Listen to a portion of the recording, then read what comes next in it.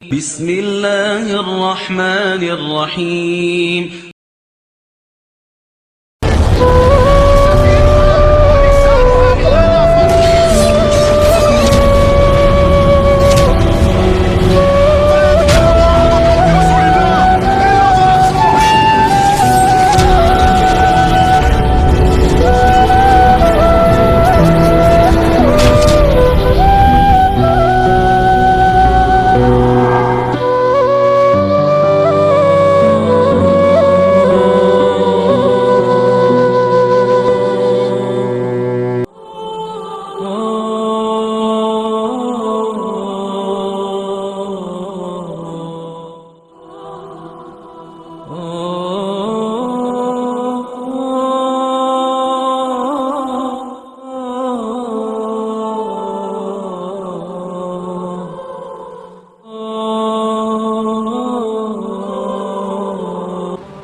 Tentang sejarah Palestina dan juga sejarah Yahudi yang masuk ke Palestina.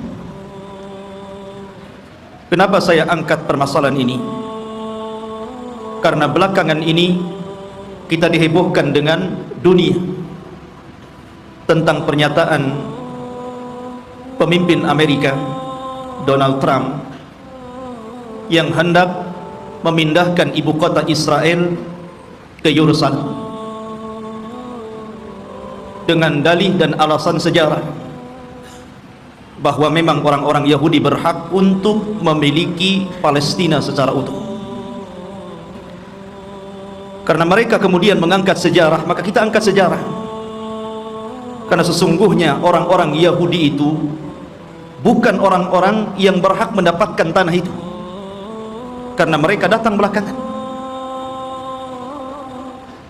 Kita wajar menilai bahwa orang-orang Nasrani membantu orang-orang Yahudi demi terciptanya negara Israel Raya, karena masing-masing punya kepentingan. Orang-orang Yahudi berkepentingan bahwa di Israel ini, maksudnya di Palestina, tepatnya di Masjidil Aqsa, mereka meyakini bahwa disitulah Haikal Sulaiman. Dan Haikal itu maksudnya tempat yang dulu pernah dibangun oleh Nabi Sulaiman.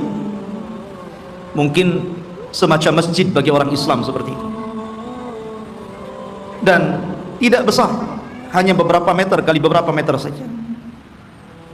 Dan orang-orang ini berusaha untuk menggali situs-situs itu dan ingin mendirikan kembali Haikal Sulaiman dan merobohkan Masjidil Aqsa. Karena mereka punya keyakinan kalau Haikal ini terbangun, maka inilah puncak kejayaan orang-orang Yahudi dan akan menguasai dunia menurut keyakinan mereka. Lalu apa ikut campur tangan orang-orang Nasrani? Kenapa orang-orang Nasrani membantu orang Yahudi? Bukankah ini kepentingan Yahudi? Karena Nasrani juga memiliki kepentingan yang sama. Sama-sama bercita-cita, bermimpi ingin menguasai dunia dengan terbangunnya Haikal Sulaiman ini.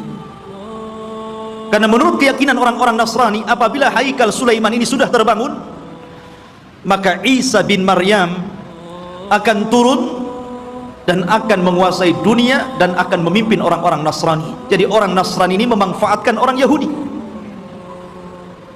dan orang Yahudi juga memanfaatkan orang-orang Nasrani.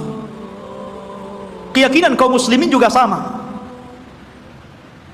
Karena Nabi SAW pernah mengatakan, Imaratul Baitil Maqdis kharabu Yathrib. Kelak bahwa Baitul Maqdis akan menjadi pusat kekuatan kaum muslimin ketika Allah bangkitkan Al-Mahdi Al-Muntadhar Muhammad bin Abdullah, dan akan menguasai dunia. Jadi rupanya tiga agama ini punya kepentingan masing-masing. Yahudi punya kepentingan, Nasrani punya kepentingan, dan tentunya kita kaum muslimin juga punya kepentingan. Sama-sama bermimpi akan menguasai dunia. Tapi bagi umat Islam ini bukan mimpi, tapi ini sebuah kenyataan. Nabi SAW yang bersabda bahwa kelak kekuatan kaum muslimin akan menyatu di Syam, tepatnya di Palestina. Ma'asyiral muslimin rahimani wa rahimakumullah. maka kita akan angkat sejarah Palestina dan juga sejarah orang-orang Yahudi ini. Sebelum saya angkat sejarah ini, saya ingin menjelaskan tentang fadail Palestina dulu, keutamaan negeri Palestina ini.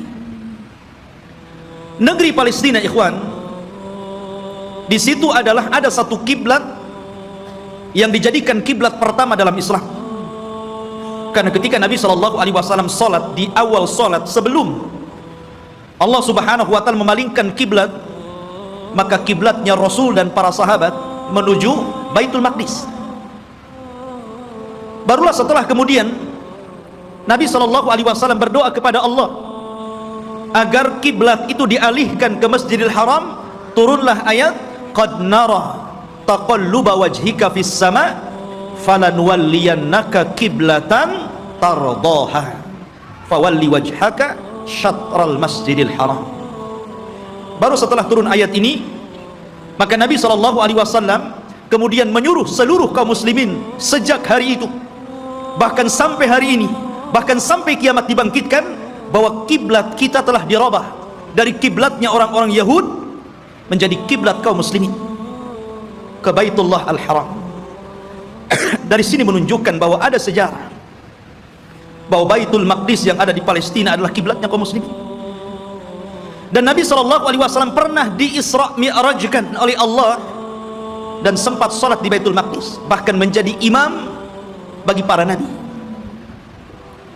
Kemudian ikhwatu fiddin yang dimuliakan Allah Azza wa Jalla, negeri Palestina ini adalah negerinya para nabi dan rasul. Negeri ini adalah negerinya para nabi dan rasul.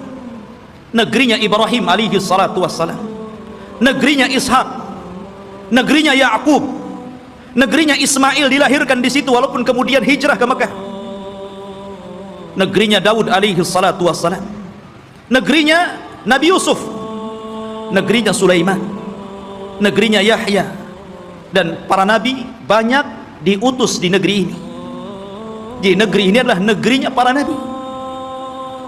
Bahkan sebagian para nabi dikubur di sini, seperti Ibrahim alaihi salatu wassalam dikubur di Khalil, Palestina. Kemudian juga Nabi Yusuf alaihi salatu wassalam dahulu dikubur di Mesir, tapi kemudian jasadnya dibawa ke Palestina dan dikubur di Palestina. Kemudian juga kuburannya Nabi Ishak alaihi salatu wassalam, kuburannya Nabi Ya'qub, Nabi Harun, Nabi Musa, seluruh para nabi ini dikubur di Palestina. Jadi ini memang negerinya para nabi, negeri yang sangat suci, negeri tersuci ketiga setelah Mekah, Madinah, kemudian Syam. Dan Nabi SAW pernah bersabda, tuba li Syam, tuba li Syam, tuba li Syam. Kata Nabi SAW, beruntung orang-orang Syam itu, beruntung orang-orang Syam itu, beruntung orang-orang Syam itu. Kemudian sahabat bertanya, kenapa wahai Rasul? Karena Syam, para malaikat Allah mengepak-ngepakkan sayapnya di atas negeri itu, dan Palestina bagian daripada negeri Syam. Ma'asyiral muslimin, kita tahu bahwa Masjidil Aqsa adalah memiliki keistimewaan yang sangat besar. Sebagaimana ketika Allah Subhanahu wa taala menyebutkan keistimewaan Masjidil Haram, kemudian Masjidil Nabawi, maka Masjidil Aqsa juga sama. Orang yang salat di situ sebanding dengan orang yang salat 500 kali salat di masjid-masjid yang lainnya.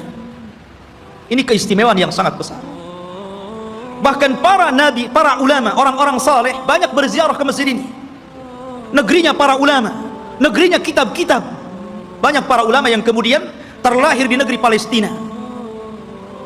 Kita tahu bahwa Imam Syafi'i lahir di mana? Di Gaza, Gaza Palestina. Di sana ada Al-Asqalan. Kita kenal dengan Al-Imam Ibnu Hajar Al-Asqalani, Asqalan Palestina. Jadi banyak para ulama dunia, bukan ulama kecil, ulama dunia, itu lahir di Palestina. Bahkan Nabi SAW melarang tidak boleh safar dalam rangka ibadah kecuali di 3 tempat: Masjidil Haram, Masjid Nabawi, dan Masjidil Aqsa. Kata Rasul, la tushaddur rihal illa ila thalathati masajid. Tidak boleh kalian melakukan safar dalam rangka ibadah kecuali di 3 masjid ini. Salah satunya Masjidil Aqsa. Bahkan Nabi SAW pernah berdoa, Allahumma barik lana fi Syamina wa barik lana fi Yamanina. Ya Allah, berkahi negeri Syam kami. Ya Allah, berkahi negeri Yaman kami. Di sini Rasul mendahulukan Syam kemudian Yaman, menunjukkan bahwa Syam lebih utama dibandingkan Yaman. Ini menunjukkan bahwa Syam negeri yang penuh berkah, Rasul yang mendoakan. Kemudian juga ikhwatu fiddin yang dimuliakan Allah Azza wa Jalla, para sahabat Nabi SAW banyak yang hijrah ke negeri Palestina, berziarah ke sana. Di antaranya adalah Umar ibn al-Khattab radhiyallahu anhu, Abu Ubaidah Amir ibn al-Jarrah, kemudian juga Safiyah istri Nabi, Safiyah bintu Huyai, kemudian juga Mu'adh bin Jabal, Abdullah ibn Umar, Salman al-Farisi, Abu Dhar al-Ghifari, kemudian Abu Hurairah radhiyallahu an, Bilal ibn Rabah, Amr ibn As, Muawiyah bin Abi Sufyan, dan banyak lagi para sahabat Rasul yang mereka hijrah dan berziarah ke negeri Palestina ini. Artinya ini negeri para sahabat Rasul, bukan hanya negeri para nabi dan rasul, dan juga negeri para sahabat, negeri para ulama, negeri kitab-kitab ahli sunnah wal jamaah. Jadi memang luar biasa.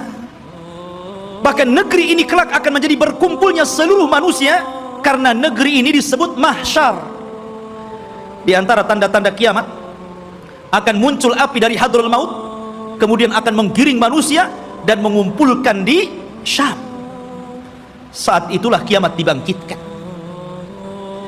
Masyarul muslimin, dan banyak lagi kalau kita bercerita tentang keutamaan Palestina. Lalu sejarahnya, kapan negeri ini memiliki penduduk dan manusia? Apakah orang-orang Yahudi yang mengklaim bahwa mereka adalah memiliki tanah Palestina dan sekitarnya, ataukah siapa? Disebutkan ikhwatu fiddin dalam sejarah, baik sejarah yang dicatat oleh para ulama Islam ataupun sejarah yang dicatat Barat. Bahkan sejarah ini juga tertera dalam perjanjian lama, Taurat, bahwa dahulu yang menghuni negeri tersebut bukan Yahudi. Yahudi itu jauh datang belakangan. Ya. Bagaimana mungkin kemudian Yahudi mengklaim bahwa itu adalah tanah mereka? Mereka datang belakangan. Mereka adalah umat yang terusir dari Mesir. Orang-orang Yahudi hidup di Mesir dari Bani Israel, kemudian dibawa hijrah oleh siapa? Musa. Nabi Musa alaihi salatu wassalam yang membawa Bani Israel sampai ke Palestina. Jadi mereka itu datang belakangan. Lalu siapa yang pertama kali? Menurut situs sejarah ada yang mengatakan bahwa orang-orang yang menempati negeri itu adalah satu kabilah yang bernama Kan'aniyun. Kan'aniyun ini kabilah keturunan dari Syam ibn Nuh alaihi salatu wassalam. Artinya ini kabilah dari Jazirah Arab. Jadi orang Arab yang pertama kali memiliki tanah itu. Jadi dahulu ketika terjadi qahat, terjadi paceklik yang luar biasa di Jazirah Arab, sehingga banyak kelaparan dan meninggal, maka kemudian mereka mencari tanah untuk hidup, karena mereka sudah tidak bisa hidup lagi di Jazirah Arab. Maka mereka pun berhijrah sampailah ke negeri yang hari ini disebut dengan Palestina. Jadi mereka adalah kabilah Kan'aniyun. Kabilah Kan'aniyun, kabilah dari Arab. Dan mereka memiliki beberapa kabilah. Ada namanya kabilah Amuriyun. Kabilah Amuriyun ini kabilah yang hidup di lembah-lembah di Palestina.